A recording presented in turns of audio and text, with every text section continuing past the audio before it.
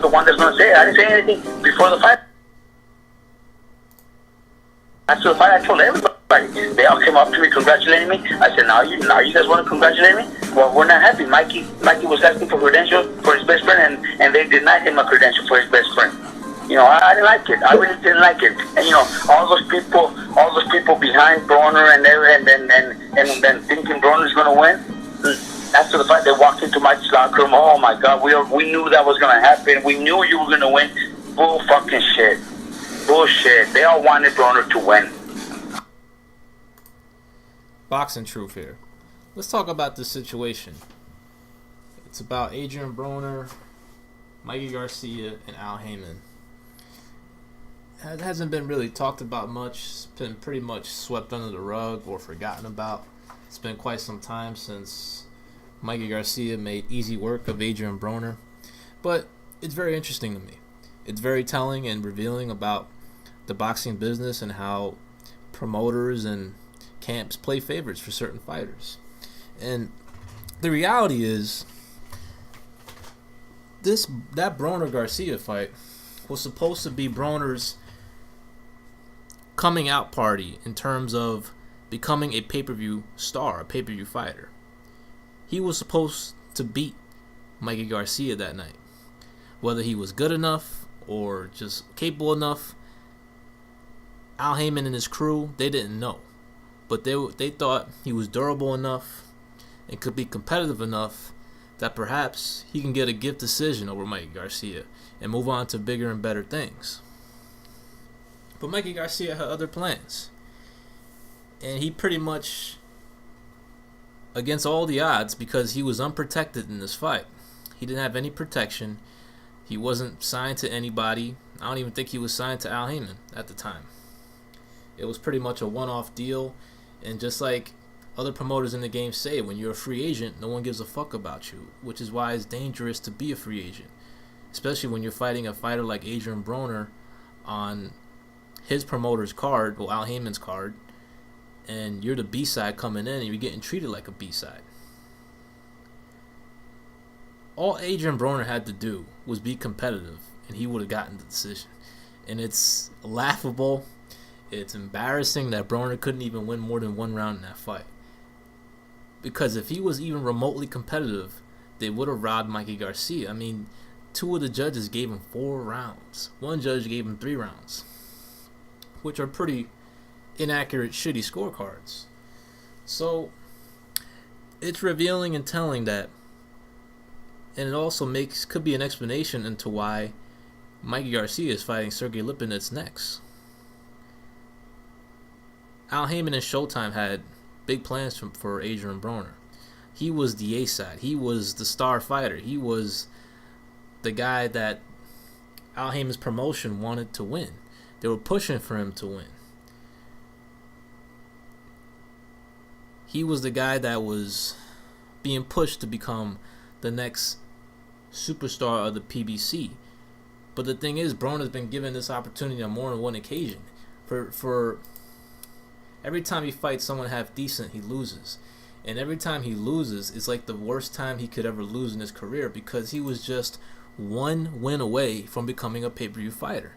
And just one win away, one big win away, and perhaps fighting Floyd Mayweather. He lost out on that fight a couple of times when he lost to Marcos Maidana. The Mayweather fight was going to be pushed around for Broner had he won that fight. Then he got another opportunity against Sean Porter. Another big fight that they put him in. It was the same exact scenario. Porter was the B side. Everything was against him. All the PBC crew was on Broner's side. And then Porter whooped his ass and dominated him for a majority of the rounds. And Broner laid another egg. Didn't do shit in that fight except hold and survive. And he lost out on big money opportunities for not winning that fight. Then they rebuild him back again. He's fighting Dio Fanes of the world. Goes life and death with Adrian Granados. And the only reason why he was given this fight against Mikey Garcia, it was a perfect opportunity for him to get a big win under his belt, convince the boxing public that he's truly back since the Broner Dick Riders are just very gullible. They believe in him no matter what. And all he needed was a solid performance or a gift decision to convince the boxing public, because it doesn't take much when it comes to Adrien Broner, that he was going to fulfill his destiny or his perceived destiny of becoming the next Mayweather or the next star. He was unable to deliver on 3 different occasions. I mean, Broner revealed it in his latest post on Instagram, putting it out there that Espinosa and Al Heyman had big plans for him, which was pay-per-view fights. Had Broner been able to become victorious in one of these big fights he was handed to him, that was given to him. And Mikey Garcia, I mean, he doesn't talk about it, but he was pretty much used as a pawn. I mean, it was kind of fucked up what they did to him.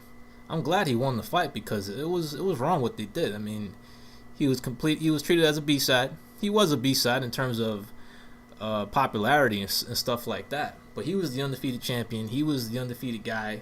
And he was considered the guy with the pound-for-pound credentials. And yet, they wanted this hype job, Broner, to win all along.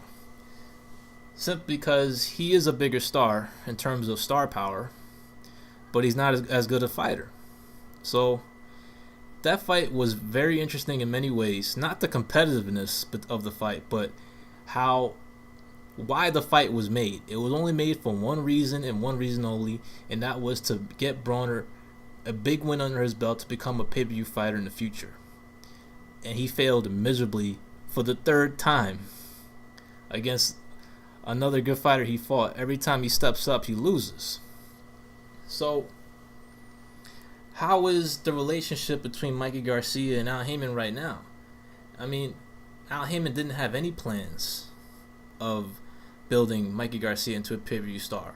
And when I watch Mikey Garcia's interviews about, becoming that guy and maybe the next star of the PBC, I find it very laughable, because Al Heyman didn't have any plans to make him a pay-per-view star. And how can he, when he has yet to deliver that in his entire advisory career? He has yet to develop a big pay-per-view star in his whole existence in the boxing realm. So, Mikey Garcia's ambition and dreams of becoming one of the big stars in boxing is, to me, it's very far-fetched. It's not his ability. There's something missing about him. His draw power is not the strongest. His drawing power doesn't have the biggest fan base. I'm interested to see what type of numbers he does at the Alamo Dome against an unknown champion in Sergey Lipinets. There's still a lot of groundwork to do. There's still a lot of fights to win. There's still a lot of big fights he needs to win in order to fulfill his goal in becoming a pay-per-view star. But on the outside looking in, it doesn't seem like that's going to be Mikey Garcia's destination.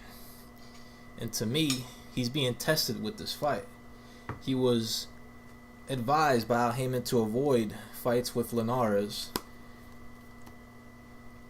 and Miguel Cotto in favor of fighting one of his guys instead, an unknown champion, but for a bigger purse, of course. So he was able to entice Mikey to come back to his side and fight one of his guys, but it just seems like he's being punished a little bit for beating Adrien Broner. Maybe this is another setup to have Mikey get beat by Sergey Lipinets, who is one of Al Heyman's guys. And Mikey's status with Heyman is a little unclear on whether he's truly signed to him or not, because during that Broner fight, it really seemed like he was just a free agent at the time, and he had no protection in going into that fight. And it's amazing, with the odds against him and with the judges pretty much having predetermined scorecards, he was able to pull it off. It's like they had to cancel the whole robbery because the fight was just so one-sided that they couldn't dupe the public into believing that Broner was winning the fight. So now Mikey is heading into his next fight at 140 pounds against an unknown champion, and a lot of people are kind of Lipinets out. But to me, he's a much more dangerous fight than Broner. He's a much better fighter than Broner. He's a much more confident fighter than Broner. He's fresher because he's undefeated. He hasn't been taking any beatdowns like Broner has in his career. And he lets his hands go, and he has a lot of firepower. So this fight is a lot more interesting than people think. The bookies have Lipinets currently as a 6-1 dog, so they feel he has a slight chance. I envision those numbers being a lot closer as the fight comes closer to their date, which is February 10th. So it's interesting. I mean, Mikey to me is with the wrong side. Maybe he's making, bigger paydays. He's getting paid more, but Al Heyman's vision for him, which is he didn't have one for him. He was pretty much just using his name and his recognition to get beat by Adrien Broner. To me, he's on the wrong side. If you're an Hispanic fighter, man, I wouldn't sign with Al Heyman. He just doesn't look out for you the same way he does for the brothers. It is what it is. That's just the way it is. People will say the same thing about Top Rank. They don't treat brothers right. Or Golden Boy is only looking out for Hispanic fighters. You guys can have that argument, but Al Heyman seems to have more favoritism towards the brother compared to Hispanic fighters. I mean, just look at the Hispanic fighters that Heyman has ruined under his umbrella. I mean, look what he did to Julio Cesar Chavez Jr. Look what he did to Abner Mares. So the track record is there. And Mikey Garcia, him becoming a pay-per-view star and Al Heyman, I just don't see it. And people recognize this guy as an elite fighter, top 5 pound for pound, but Boxing Truth is not convinced. I need to see this Sergey Lipinets fight, see how he does. To me, it's a much more real fight than the majority of boxing fans see it as. This is Boxing Truth. I'm out.